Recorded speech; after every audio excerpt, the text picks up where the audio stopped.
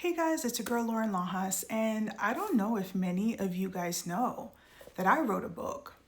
Now, I know I'm not the only artist or creative who has felt like now has not been the proper time to promote our art, my art being my book. I also just postponed my music until early next year just because I just didn't feel like it was the right time, even though it's our job as artists to make people feel things or even just to be a distraction, right? Take people's minds off of what is happening. So if you're an artist, if you're a creative, keep on creating and keep on sharing. I think that people need that. But my first book in particular, I really feel like everything happens for a reason. Everything happens in the timing that it's meant to. And my first book is about my childhood. Cliff Notes version. I grew up in foster care. I was adopted, put in a home, got kicked out of the home, and then my adoptive parents chose to rehome me to another home, to another family who my mother there was very abusive, physically, emotionally, mentally. Okay, so that is my story, and that's what my book is about. So, a few reasons as to why I chose to write my book when I did and share my story. Trigger warning, my book is about abuse, so physical, emotional, mental, sexual abuse. I also talk about the times where I wanted to take my life, and those are very strong emotions. And I've been trying to write my book for a decade and a half, and it wasn't until recently that I felt like I was healed enough to sit with those emotions for long periods of time to get it on paper. Because when I tried to do it in the past, I would just break down. I'm the type of person, I suppress my emotions. I bury them because life goes on and I have other things to do. But there came a point in my life where all that childhood trauma, all that pain came bubbling to the surface, and I had to face that head on and fight through it. So I know a lot of people can relate to that. My book is also about my mommy issues. I say this with great sadness, but it's a rarity that I talk to a grown woman who does not have issues with their mom. I hope that my generation, the millennial generation, as we start to have kids, I hope we're the generation that breaks that cycle, because that is such a sad sentiment. It's a rarity that you find women who have good relationships with their mothers. I had 3 mothers, right? I had my biological mother, my adoptive mother, and then the woman I consider my mother. And none of those relationships were healthy. And so I also wanted to, share my story in that regard, because I know there's a lot of women who can relate to that, right? I also had a mentor a few years back. And of course, when you have a mentor, you're talking about your career goals, you're talking about the steps that you're currently taking, the steps that come after that, this and that and whatever. And so, I've always wanted to pursue something in music. I will make it as a songwriter. I will get paid as a songwriter sooner rather than later. And I know that. I also know with the utmost certainty that I will have my own podcast talk show soon, right? I call myself a media personality, and that's just what I am. That's what I was born to do. I was born to tell stories and share stories, and everything that I do in my life, that is what I do. But we were having a conversation one day, and he was trying to convince me to write my book because I wasn't sold yet, just because I'm a private person, right? And I pride on the fact that people see this version of myself, and this is a version that they judge. Because when you share things like my story, people kind of see you in a different light. And I hated that growing up, and I didn't want that to be my part of my journey in my adulthood. But he was like, Lauren, think how impactful it could be that people see this beautiful, charismatic, vibrant person that you are now, but you weren't always like that. People need to hear that they too can get through their struggles and make it out on the other side to be okay. He was like, that story in itself is impactful. And he was like, and you need to do it because you are someone who not only survived your childhood, survived your past, but you made it on the other side and you are thriving. I am thriving. I'm not even where I want to be yet in life, but the fact that I'm standing here before you is a testimony in and itself, right? So I was like, fine, like, I guess. And so that's another reason why I wrote my book as well. Sorry, this is perhaps the most emotional, most important reason as to why I chose to share my story when I did. But like I said before, I think that everything happens for a reason. I was meant to go through the things that I was meant to go through, survive them, but also be strong enough to talk about them, right? So, I've said that I've deemed myself, a musician, a singer, songwriter, an author, media personality. But the most important part of all the things that I would describe myself as is I say that I'm a foster care and adoption reform advocate.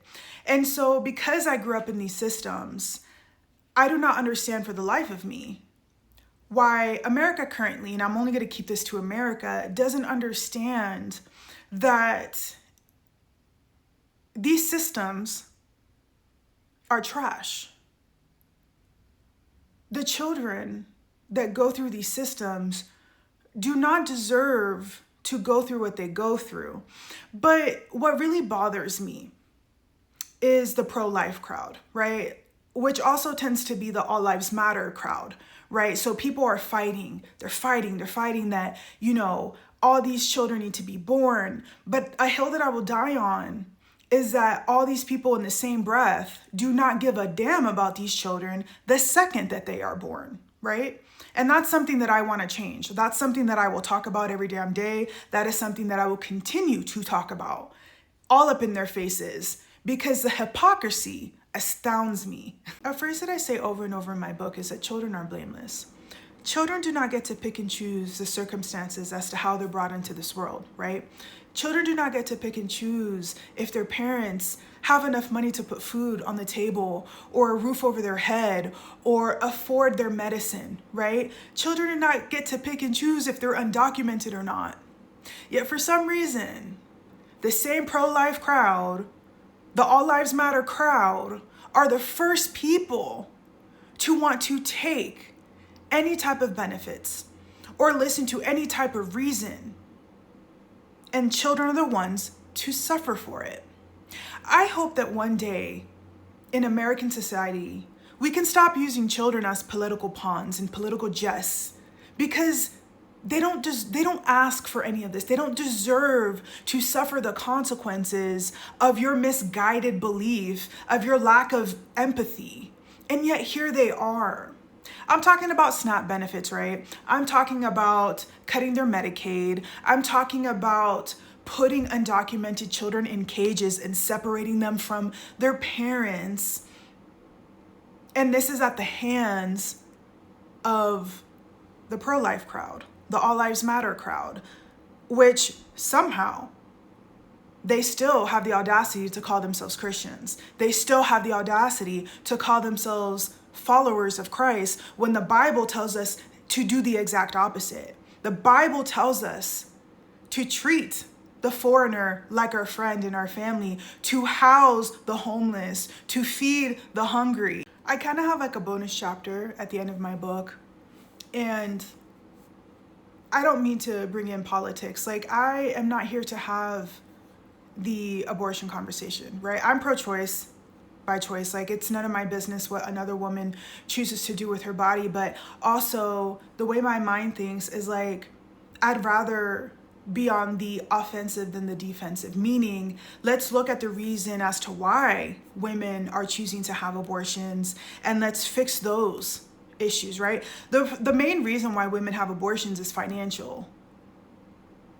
And the first thing you want to do is cut Medicaid for children. You want to cut SNAP and EBT benefits that put food on the table. You want to make fun of the families that have vouchers for Section 8 housing just so they can keep a roof over these children's heads. Make that make sense to me. How dare you call yourselves Christians? How dare you go on the internet and make fun of other people's situations, knowing that you're probably 1 or 2 paychecks away from that same situation? You know what bothers me about this whole SNAP and EBT thing is that they tend to put Black people as, the poster child for SNAP benefits. Yet there's more white people on SNAP benefits. But how come they don't put a disabled person, a veteran, a military family, or a foster care family, a family who has adopted children, because again, they're doing their right, they're doing their duty. I think that people who want to foster children and who want to adopt children are the closest things we'll ever get to saints, because you have to have a specific kind of heart to do that. And oh my God, if some of these people need help financially in the form of benefits and government assistance, like, oh my God, these people, like, you know, I have beef with the pro-life crowd because I don't understand their logic or their way of thinking. I really don't. If it's one thing that I'll do in this lifetime is attempt to change the perception of children in foster care and in adoption systems, but also shed light on how we do them so wrong. And while my focus is and always will be specifically children in foster care and the adoption systems, especially when they age out, like I have a whole plan for what I want to do with them specifically, I think that we really need to start having some tough conversations as to how American society does so wrong by our children. And like I said, they're our future. And what type of future are we leaving for them when we, and by we I mean certain people in this country, are even trying to take away their school lunches? You know, like we will have these tough conversations. That's why I was put on this earth. So yeah, get my book, get a copy of my book. If you're that person that has a tough story that you want to share as well, I am free. You can message me. I can, you know, talk you through it. I can give you words of encouragement. It wasn't an easy journey, and trust me, you know, it's been rough to be vulnerable enough to do the things that I want to do. But this is, again, why I was put on this earth, and I'll be damned if people do not hear over and over that we need to do better by our children.